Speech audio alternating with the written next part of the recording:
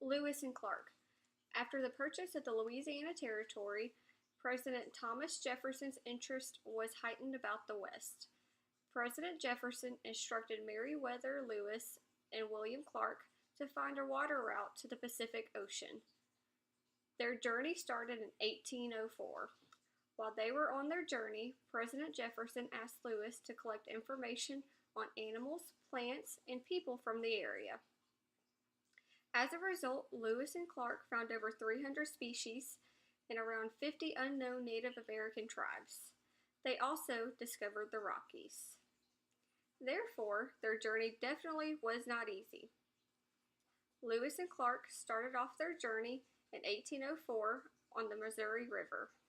They had nearly 4 dozen men with them on the expedition. They all gathered aboard a 55-foot long keelboat and 2 smaller boats. During their expedition, President Jefferson voiced his concern with keeping things peaceful with the Native Americans that they would encounter. The expedition had their first ill experience with the Teton Sioux tribe. The tribe did not welcome the expedition or its gifts.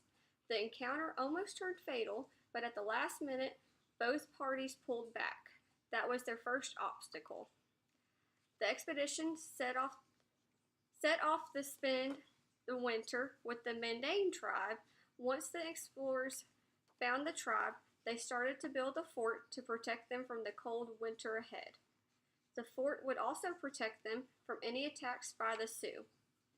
They spent the winter repairing equipment, trading with the Native Americans, and writing reports about what they have seen so far. Once the rain came and the ice melted, it was time to move.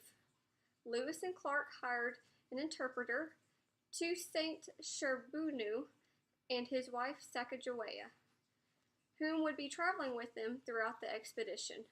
The explorers began to travel west. Lewis had an interesting encounter with the grizzly bear. The bear began to chase him for 80 yards before one of the men could shoot the bear and kill it. On June 3rd, Lewis and Clark had a decision to make. They came upon a fork in the river. Lewis decided to take 3 men with him to search the southern branch. Lewis found himself upon the Great Falls of the Missouri River. Lewis and Clark met up later on June 16th. They set off their journey across the Continental Divide. The explorers traveled throughout Bitterroot Valley. When traveling, they had to resort to eating 3 of the horses' colts. They finally came across the New Pierce tribe, who gave the explorers food. They made it across the harsh Rockies and headed towards the ocean. Lewis and Clark were carried by the Clearwater River and the Columbia River. Then they made it through the roughest spots and the Cascades. The explorers made it to the Pacific Ocean in the middle of November in 1805. They decided to spend the winter on the coast before making the decision to return home in March. When Lewis and Clark made it to St. Louis, they were hailed as heroes. This expedition was so important in American history. If it were not for Thomas Jefferson sending them on the expedition, we might have never known about the West. Therefore, would have never known about all the plants and animals that are within this amazing country. Also, they came across the different Native American tribes.